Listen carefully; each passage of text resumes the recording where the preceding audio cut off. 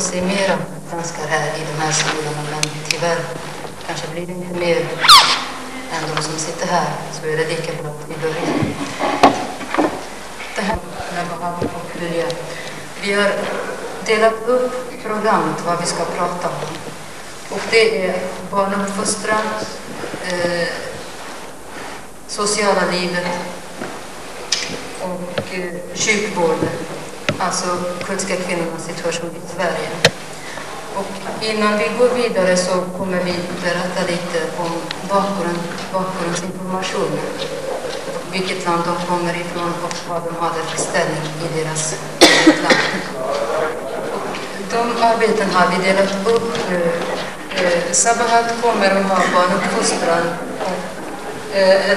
Nabahat kommer att ha barnuppfostran, Sabahat det sociala livet och sjukvården. Och jag då kommer att ha bakgrundsinformation om Kurdistan och kvinnornas ställning i det kurdiska samhället.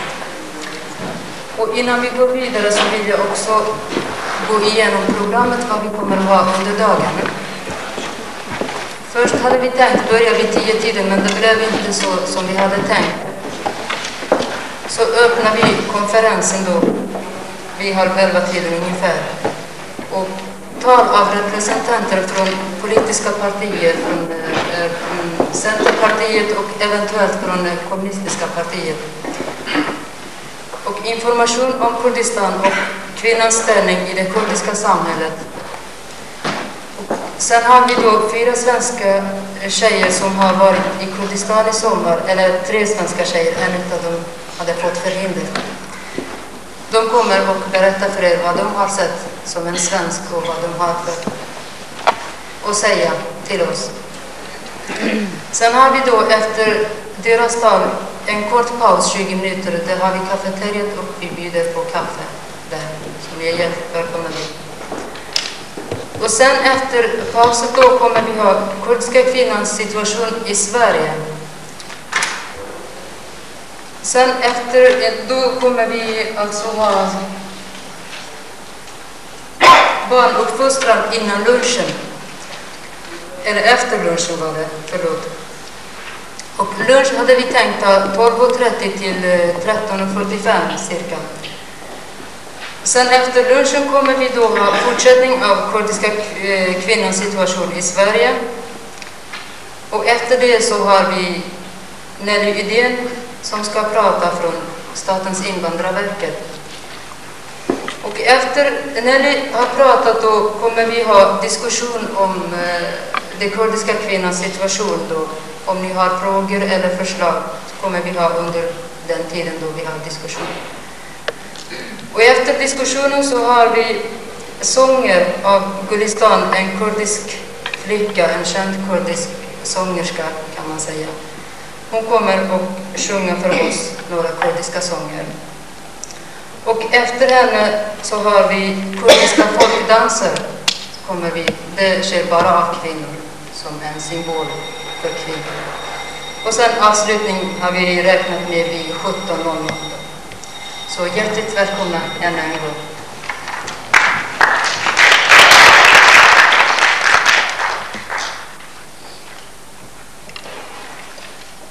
Nu tror jag att vi ska bjuda Ylva Smid från Centerpartiets kvinnoförbund.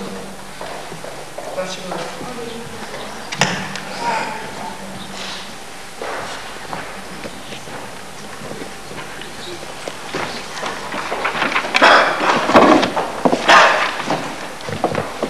Den fungerar, ni har nog säkert bra då.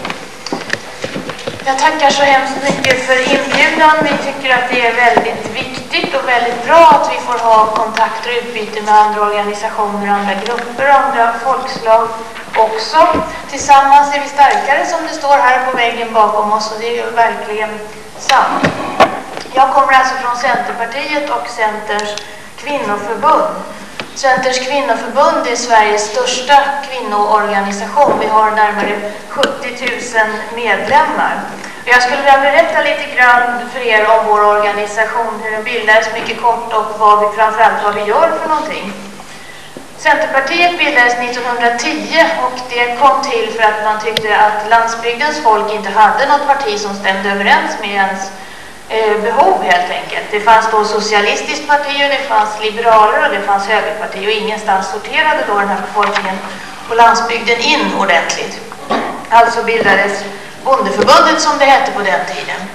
Kvinnoförbundet som jag då är förbundssekreterare i bildades i början på 30-talet.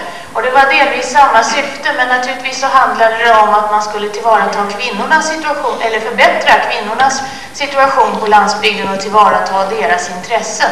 De hade det ganska kärvt, som vi skulle uttrycka det nu på 80-talet, på landsbygden på den tiden. De hade väldigt jobbigt, de hade inga möjligheter att komma ifrån sina dagliga sysslor och sådana här saker.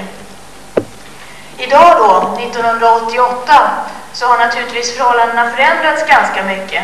I slutet av 50-talet så blev Bondeförbundet Centerpartiet istället. Och idag så är det en minoritet i vårt parti som tillhör landsbygdsbefolkningen. Och det har ju sin naturliga förklaring också i att det inte bor särskilt många människor på landsbygden i Sverige längre idag. Vårt kvinnoförbund bildades som jag sa i början på 30-talet och ända sedan dess så har vi haft ett väldigt stort internationellt engagemang. Det är en viktig uppgift för oss att engagera oss i internationella frågor. I fredsfrågor, i flyktingfrågor och naturligtvis i invandrarpolitik också. Jag kan väl nämna att just nu så har vi ett projekt i Sydamerika som handlar om bättre utbildning för kvinnor i Uruguay. Och vi har flera projekt i Afrika, däremot har vi inte haft någonting i Asien än, men det kommer snart hoppas vi. Vad vi gör just nu, ja det handlar om ett tema vi har som heter Livet är värt att vårda. Och i det så inrymmer vi då de saker som vi tycker är absolut allra viktigast. Vi vill uppvärdera de människovårdande yrkena. Vi vill helt enkelt ge de som jobbar med barn, sjuka och äldre bättre förutsättningar i det svenska samhället. Framförallt mer betalt och bättre arbetsvillkor. Och vi vill ha en bra livsmedelskvalitet. Vi tycker det finns väldigt mycket att göra idag i sambandet mellan kost och hälsa till exempel. Vi vet ju det att det har ganska stor betydelse för hur vi mår, vad vi äter för någonting. Och det vet svensken i gemen väldigt lite om faktiskt. Och sedan så tycker vi då naturligtvis att miljöfrågorna i stort är det absolut allra viktigaste. Att vi måste ha en ren luft att andas och rent vatten att dricka. Det kan vi ju, tar vi nog som självklarheter, men vi har väl på senare tid upptäckt att det faktiskt inte är på det viset. Så att det är lite grann av vad vi sysslar med. I det här ingår naturligtvis också familjepolitiken som ni ska ägna er en hel del åt, har jag förstått, under resten av dagen här. Vi vill ju då att man ska få välja helt enkelt hur man vill ordna det här med barnomsorgen, men vi vill att alla som vill ha en kommunal barnomsorgsplats ska få det. Så där har vi alltså samma förslag som Socialdemokraterna i riksdagen. Det var mycket kort om det. Sen kan jag berätta att den 8 mars 1988, alltså i år, så gick vi ut i en annonskampanj där vi uppmanade andra svenska kvinnor att skaffa sig en invandrarsyster.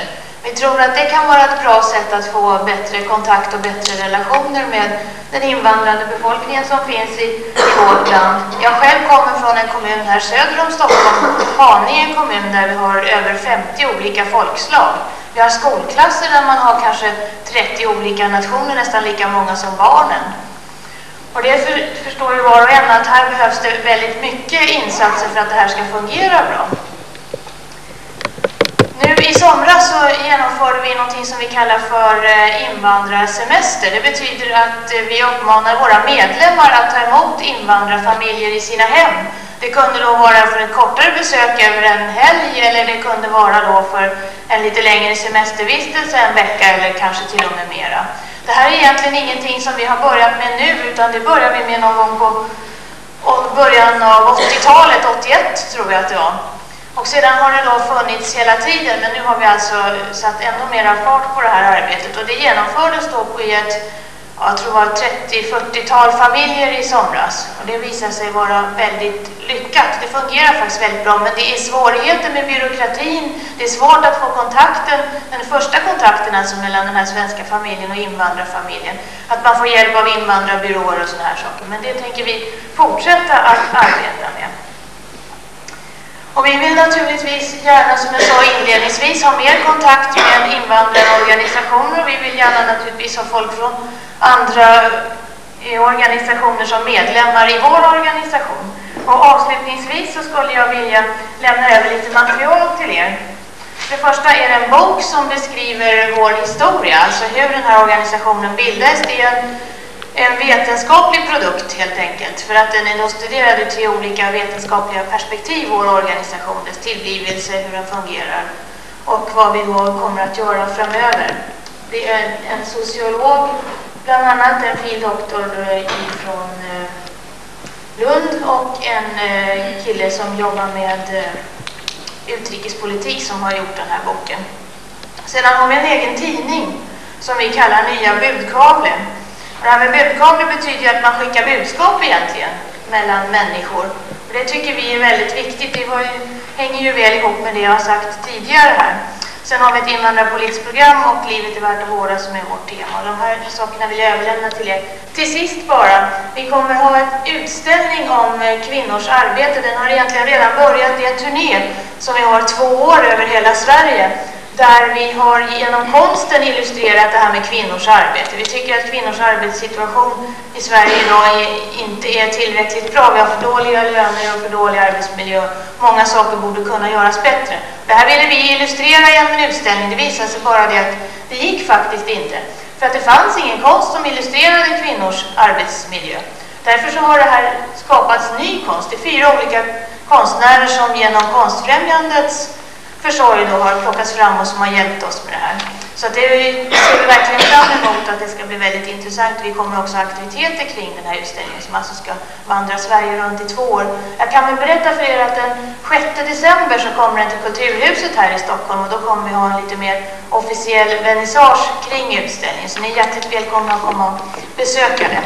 Nu vill jag bara önska er lycka till i ert fortsatta arbete och överlämna det här materialet. Vi tackar Centerpartiet.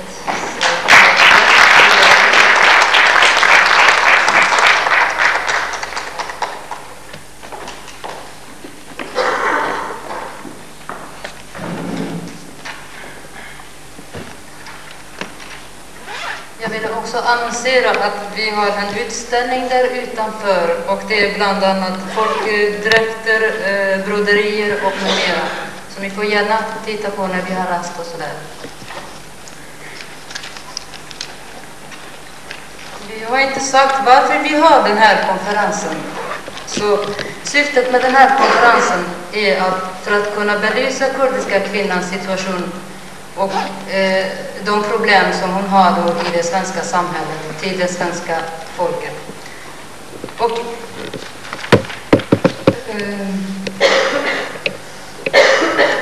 därför har vi tyckt att det är viktigt att börja informera om att det land de kommer ifrån, samhällsstrukturen och kvinnans plats i samhället. Kurdistan är ett sammanhängande landsområde i Mellersta Östern med en yta på cirka 500 000 kvadratkilometer, lite större än Sverige. Kurdistan är uppdelad mellan de 4 staterna, nämligen Turkiet, Iran, Irak och Syrien. Denna uppdelning kom till efter första världskriget. Vi har en karta som hänger där. Den gröna inramade är alltså Kurdistan. Det är svårt att se kanske, så vi har det på diabilden då. Där ja.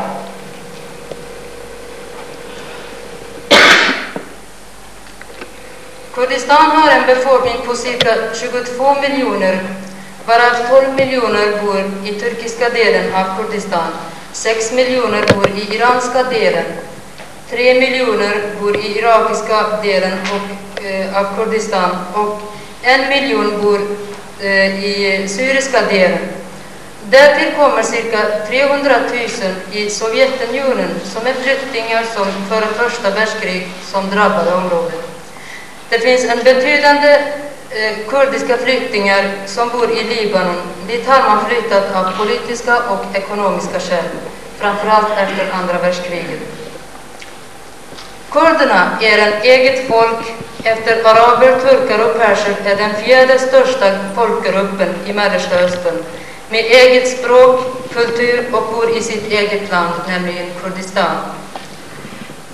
Kurderna är ett indoeuropeiskt folk besläktat med perser, balucher och afghaner.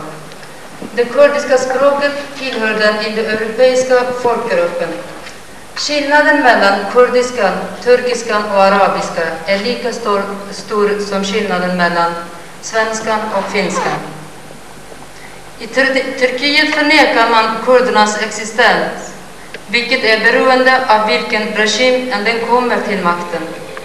Officiellt kallas kurderna för bergsturkar, som har blandat sitt språk mellan turkiska, persiska och arabiska, fastän de vet att det språket har ingenting med de övriga språken att göra. Men deras envisa förnekande politiken syftar till att assimilera det kurdiska folket med bland annat olika våldmetoder. Man kan säga att det pågår en kulturell förintelse mot det kurdiska folket. Det största brott som kurderna i Turkiet har begått är att födas till kurder. Idag styrs Turkiet av en legitimerad så kallad civil-militärjunta. Alla demokratiska organisationer såsom fackföreningar, kulturella organisationer, oliktänkande, utskrifter är banlysta. Fler tusen oliktänkande sitter i militära fängelser. Tortyr hör till den fängslades vardag. Den senaste Amnesty-rapporten påpekar att människor dör fortfarande under tortyr. Att tala eller skriva kurdiska, att ge ut böcker och utskrifter är förbjudna. Räknas till straffbelagda brott i Turkiet. I Iran erkänner man att det finns kurder. Den iranska regimen har i manipuleringssyfte gett kurderna avsevärt begränsade språkliga rättigheter i form av radioprogram och tidskrifter, vilka har varit på kurdiska utan innehåll som riktar sig till kurdiska befolkningen. Man vägrar att ge kurdiska folket deras kulturella och nationella rättigheter. Exempelvis kan man säga en av viktigaste krafterna var kurder som 1978 bidrog till shahens fall. Men efter så kallade revolutionen förblev kurderna utan sina kulturella och nationella rättigheter.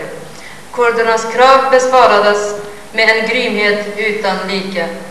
Och idag pågår en väpnad kamp för kurdernas kulturella och nationella rättigheter i Iran. I Irak har kurderna nått begränsade kulturella rättigheter, men irakiska regimen begränsar de ännu mer begränsade rättigheterna som kurderna uppnått genom en lång väpnad kamp. Det långa meningslösa kriget mellan Iran och Irak har drabbat kurderna mycket hårt. Det kurdiska folkets lidelse är obeskrivligt. Händelserna i Al-Halabja är ett tillräckligt exempel på lidelsens dimensioner, då 5 000 civila människor gasades ihjäl i april 1988. De flesta var värnlösa barn, kvinnor och äldre i irakiska delen.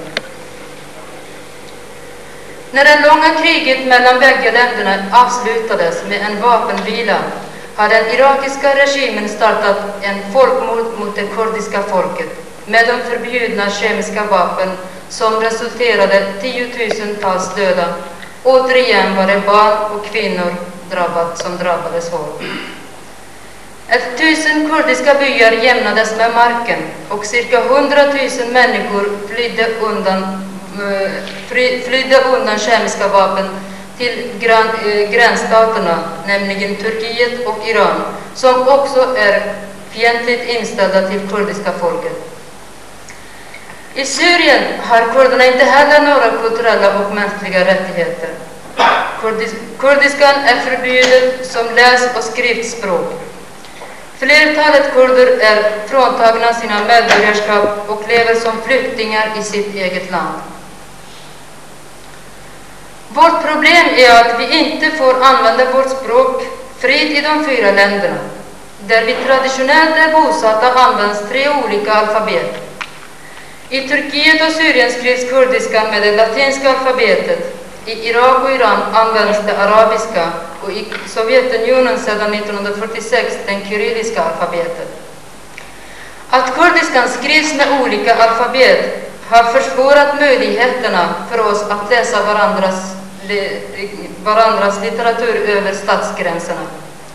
Detta har också förhindrat utvecklingen av ett modernt riksspråk som kunnat fungera som en enda faktor för de som läser, skriver på kurdiska.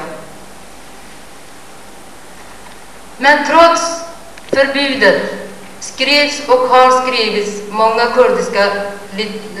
skrivits på kurdiska. Skriftlig kurdisk litteratur har funnits sedan 1000-talet. En av de orsakerna till att Kurdistan inte är fritt är dess rika naturtillgångar. Exempelvis det mesta olja som utvinns i Irak, Iran, Turkiet och Syrien kommer från de kurdiska delarna i dessa länder. En annan orsak är dess geopolitiska läge som intresserar stormakterna i världen. Omkring 3/4 av befolkningen lever av jordbruk och boskapsskötsel och producerar vete, ris, korn, tobak, bomull och alla tänkbara frukter och grönsaker.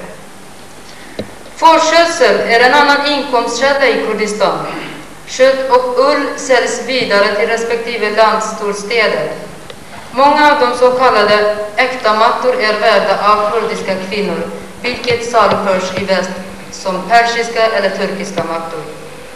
Trots detta rikedomar hör det kurdiska folket till en av världens fattigaste folk. Dess tillgångar används istället för respektive centrala regeringarnas satsningar utanför Kurdistan. Centrala regeringar undviker att satsa material i Kurdistan. Istället satsar man på militära anläggningar och fängelser. Analfabetismen är stor, särskilt bland kvinnor. Cirka 60-70% av dem är analfabeter.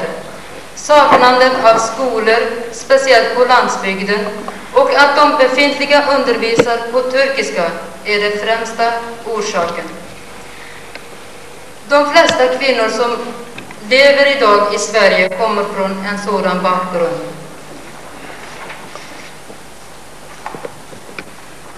Och efter den korta beskrivningen av Kurdistan i största allmänhet vill jag nu för er beskriva den kurdiska kvinnans situation och ställning i det kurdiska samhället.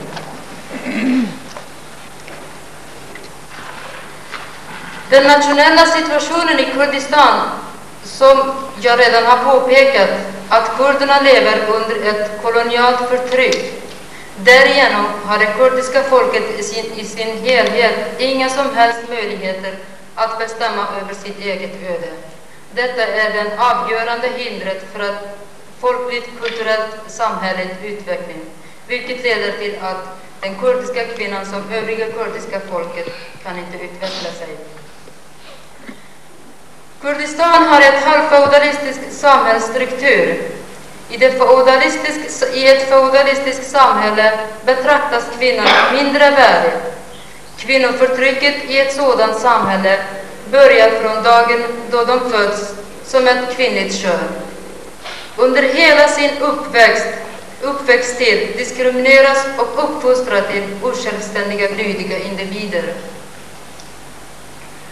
På grund av den uppfostran som de har fått kommer deras uppgift att vara lyda och tjäna sin man.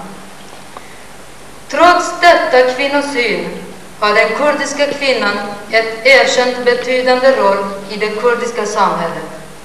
Som exempel kan man säga att kvinnan har alltid ett avgörande roll i övriga beslut som tas i familjen. Det sker inte jämlika diskussioner med mannen. Istället tas beslutet genom mannen. Men sista beslutet är kvinnans, kan man säga också.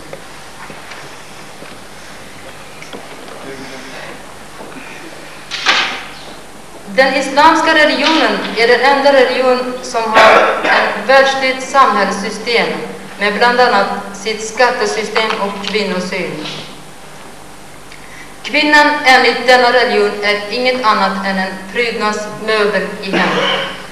Religionen ger inga som helst rättigheter till kvinnan. Hennes tillvaro går alltid genom honom. Låt oss ge ett exempel ur Koranen. Den lyder nämligen så här. Kvinnan är mannens åker. Mannen får så och köra henne som han vill. Vilket har ett stort effekt i det verkliga livet. Enligt islam är kvinnan till för att föda barn, serva honom, sköta hemmet och barnen. Om en kvinna föder en flicka, eller om hon inte får några barn, eller överhuvudtaget inga son, då har mannen rätt att gifta om sig för att få barn i annat kön. För enligt Koranen får man gifta sig med 4 fruar och vara gift samtidigt med 4 fruar. Låt oss nu höra vad en kvinna som, eller hennes man är gift med 2 kvinnor.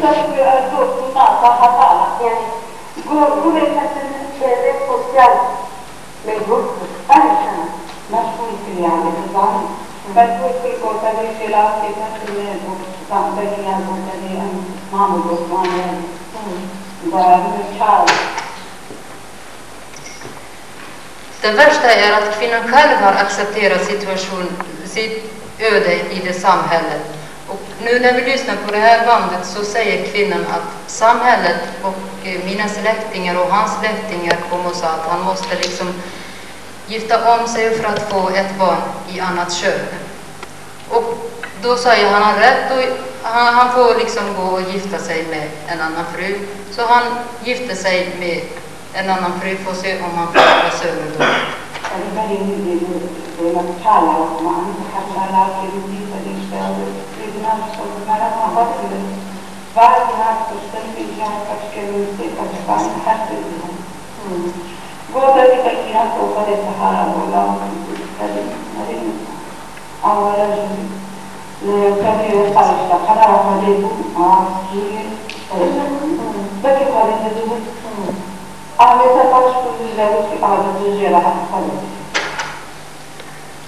Hon själv har haft 3 pojkar.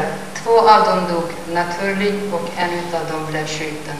Och efter han då gifter om sig så får han 2 pojkar. Och då tycker han att det var jättebra att han gifte om sig. Nu har han då 2 söner. Så ingen behöver säga att han inte har några söner.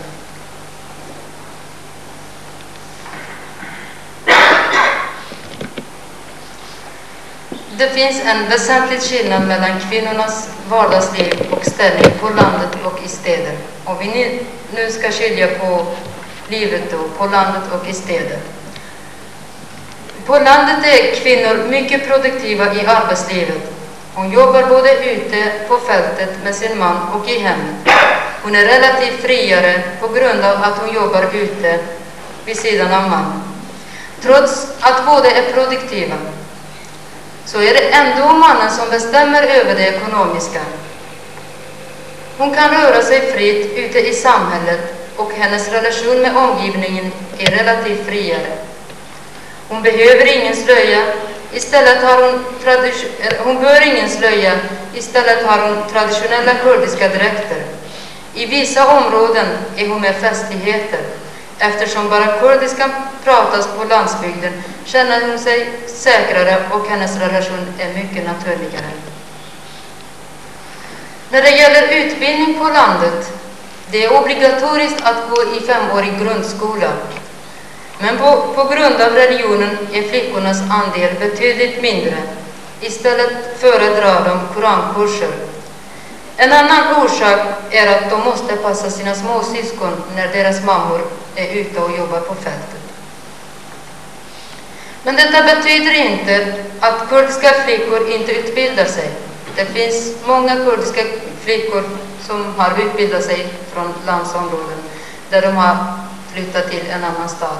De som hade möjligheter när det gäller ekonomin.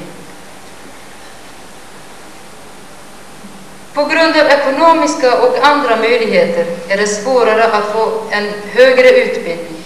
Dels är det så att det finns bara 5-årig grundskola i byn eller i en grannby. som gör att många går ut bara grundskolan.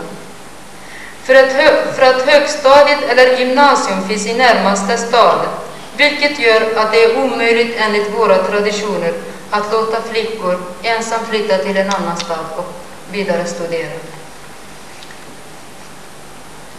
Men däremot är det mycket lättare för pojkar att vidare studera i en annan stad, förutom de ekonomiska skäl.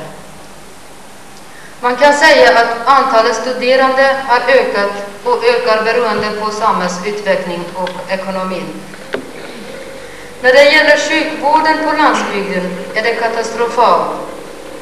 För det första finns inga sjukhus utan små sjukhem där det fattas personal och sjukvårdsutrustning.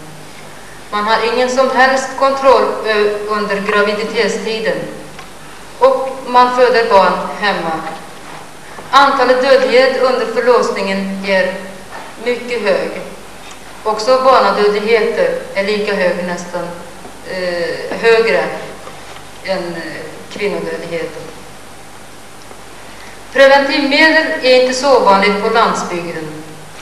Dels på grund av religionen, dels av ekonomiska skäl och dels av omedvetenhet. Inför en oväntad graviditet försöker kvinnan att använda primitiva abortmetoder och detta går ofta mycket illa för henne. Hon får ofta blödningar efter förlossningen och många andra kvinnliga sjukdomar på grund av vitaminbrist och dåliga levnadsvillkor. En av de komplikationerna är sterilitet, vilket leder till att mannen gifter om sig.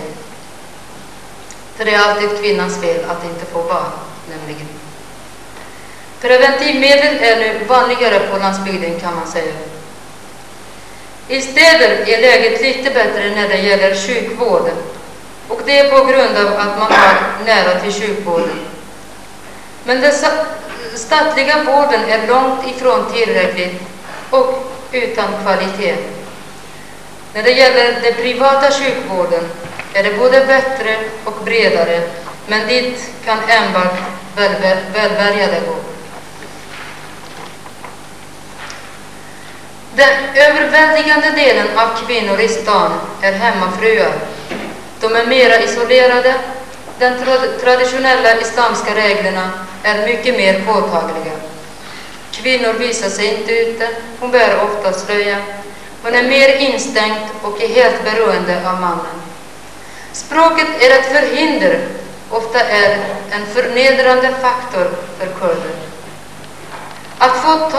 Ett fåtal kvinnor jobbar inom servicen och lärarjobb är den mest förekommande. Det är lite skillnad mellan större städer och de små städer. I de större städer är situationen alltså annorlunda när det gäller utbildning, arbete och det sociala livet. De flesta går i skolan, åtminstone grundskolan. En del av dem utbildar sig vidare på gymnasienivå eller högre. Segregerade skolutbildningen är inte så omfattande i de större städerna. Den yngre generationen, kan man säga, har relativt mer frihet i utbildning, arbetslivet och i det sociala umgänget. På grund av religionen av den halvfeudala samhällsstrukturen har kvinnan normalt inga möjligheter att välja sitt make. Oftast har hon inte heller rätt att bestämma över målet. Vem hon ska gifta sig med, det har hon inte heller rätt att bestämma. Det är framför allt familjens överhuvud som bestämmer. Det kan vara pappa, mamma och storebror eller farbror. Man kan säga att mamman brukar alltid vid sidan om fråga sin dotter om hon liksom vill gifta sig med den pojken. Bara för att liksom höra vad hon tycker, men ändå är det familjen som bestämmer över vem hon ska gifta sig med. Man brukar begära en viss summa.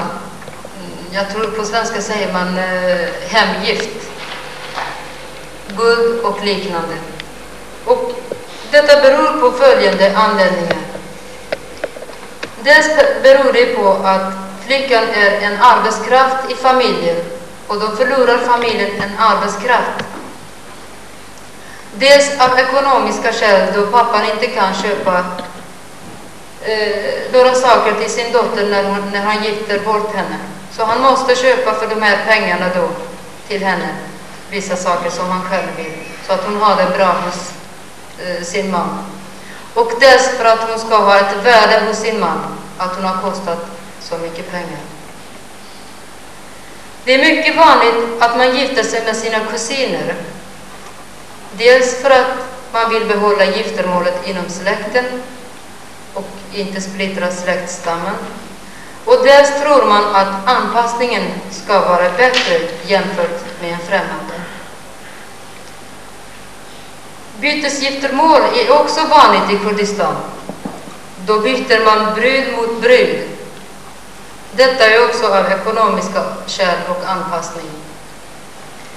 Efter giftermål, fler giftermål, nämligen polygami, förekommer ibland.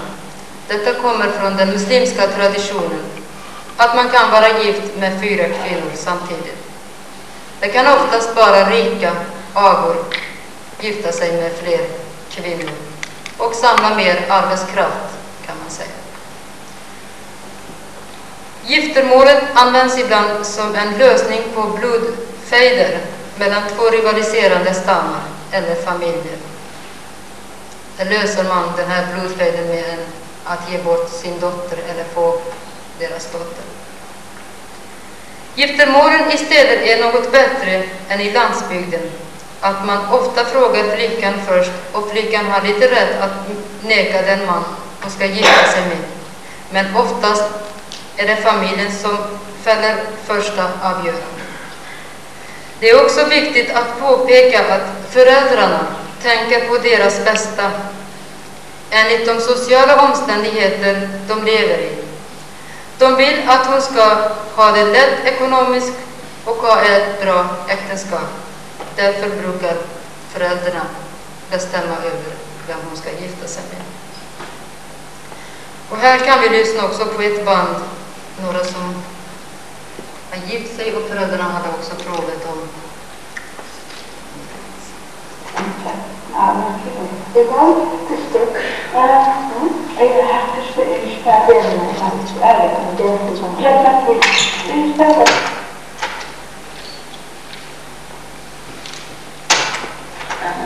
Böyle bir çünkü varın zaten uyumaya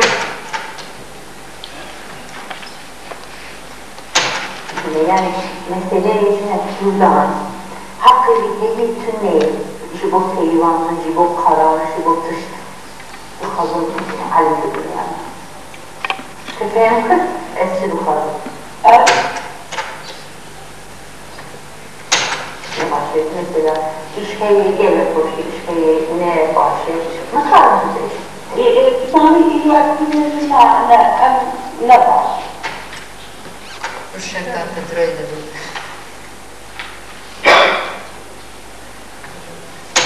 Kesinlikle kısıyor. Geçen vaka bu hazır değil. Yazarı yaptım. Io che il padre che usiamo io che la io faccio facciamo la adesso faccio mi fanno Och här frågar vi en kvinna som har en dotter, så hennes åsikt då, vad hon tycker om man går och frågar flickan eller om man ska bara gifta bort henne. Där säger hon att förut hade man inte sånt, man brukar inte fråga flickor om de vill gifta sig med honom eller inte. Men nu är det mer vanligare då, så frågar man först flickan. Men så frågar vi då, skulle du acceptera om hon sa nej till den man ni ska gifta bort henne med?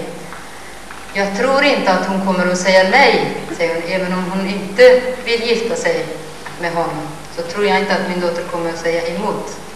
Liksom kommer att göra som vi bestämmer. Vet inte om vi ska spela mer.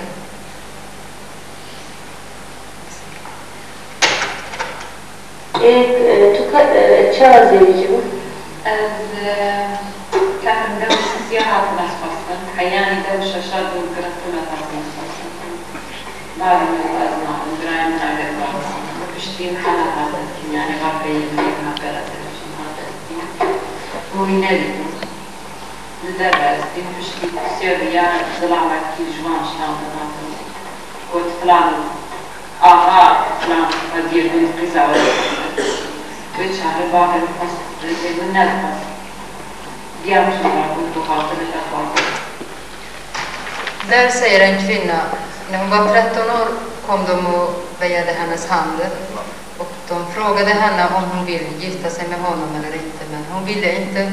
Så de stod på sig i 3 år innan hon till slut accepterade. Annars skulle det bli oroligheter i familjen själv. Pappan ville gifta bort henne med honom, men mamman stod på flickans sida. Till slut då säger flickan, okej, jag vill ha den mannen då. Så får ni göra vad ni vill.